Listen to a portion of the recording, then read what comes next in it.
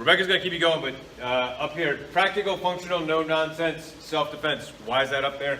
Honestly, it's up there because Marie Mixon, who's usually at the 8:15 class, asked me to do they have a New Year's family gathering in Georgia. And for the morning, one of those mornings, the gentlemen go off and do their thing, golf or what have you, and the ladies do their thing. And so she asked me to do a women's self-defense course for them, which I do on a regular basis. Well, I don't want irregular basis. How's that these days? So in bringing this out and going through it with Marie, I thought it would be good to self-promote, honestly, but also to let you guys know, hey, this is what's available. And Marie basically did it through like, all right, personal training with Paul. All right, I'm gonna take that idea and I'm gonna put together a self-defense class.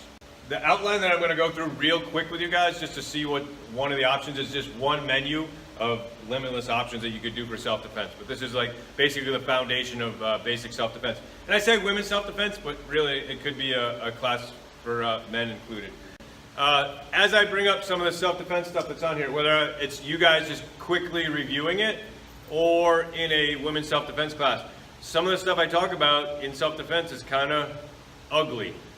Like the stuff that really happens in life, when you look at the numbers and what really happens out there, is not nice.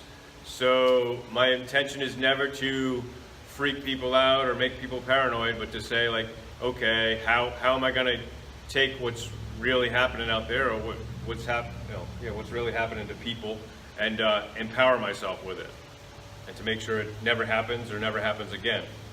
So I will say, even just in a quick overview, if you've ever been a victim of anything of the stuff I'm talking about, this could definitely rattle your cage, to say the least. So if that really does upset you, I would say encourage you to not keep that to yourself. The best thing you do is talk to somebody you trust. You know, whether it's your spouse, a friend, a family member, myself, anybody.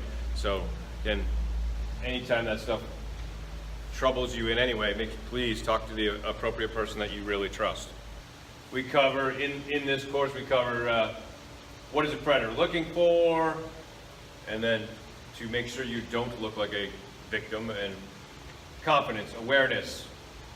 Wolf is both a predator barking at you and you barking back. Talk about the details of communication, strategically, body language as well. So we also talk about choke escapes, which we never have to deal with that. But if a predator is, it is what it is. If a predator is thinking about ending your life, choking is a very common.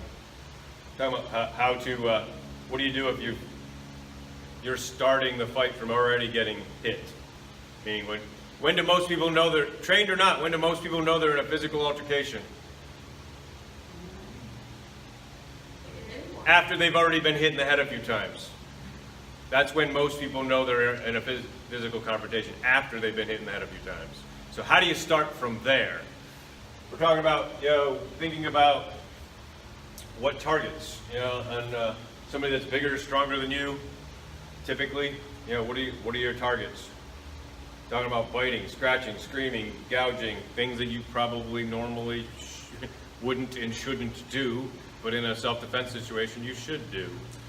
We talk about your conditioning probably your whole life, for most of you, to not do those things, so to recondition yourself so that, yes, when the lines cross, that you would do those things. Paragraph escapes. Talking about who is the predator. What does a predator look like?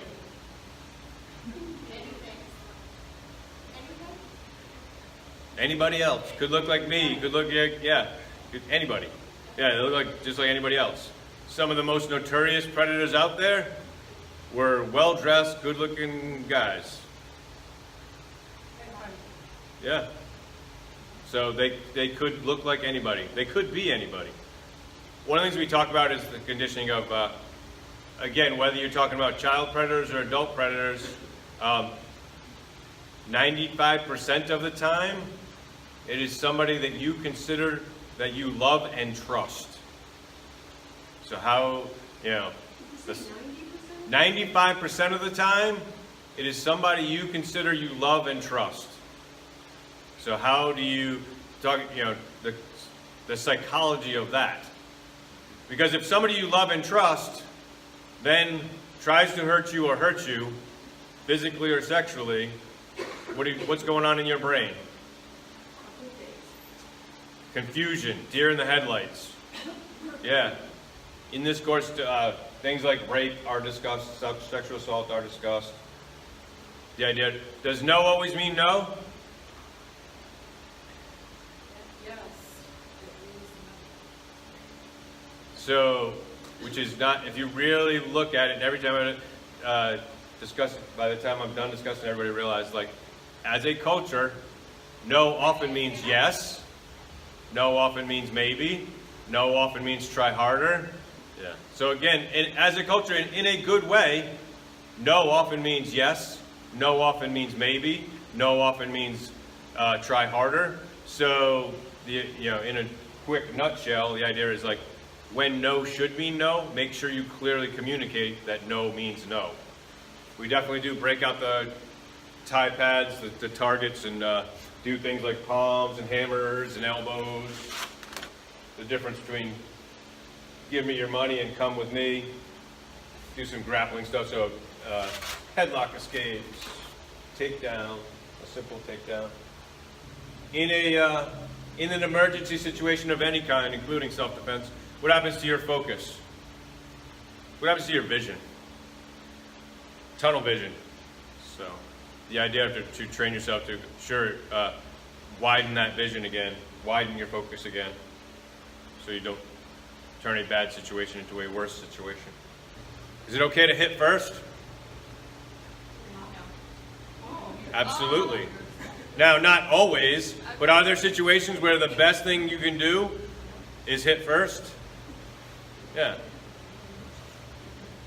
Thinking it through, like if you could afterwards tell yourself, a judge, a jury, a police officer, that you felt like your life was in danger, your safety was in danger, and the best thing you could do is smash and run, then yes, you can hit first. And should hit first.